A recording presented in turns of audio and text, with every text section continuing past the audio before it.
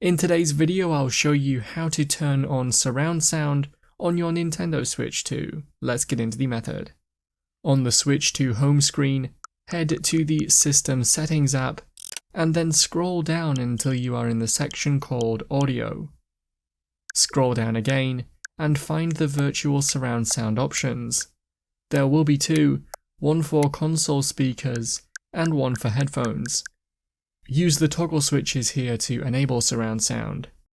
That's how to turn on surround sound on your Nintendo Switch 2. Thanks for watching. If you found the video helpful, remember to leave a like and feel free to subscribe for more. Check out the videos coming up right now, you might find these helpful too.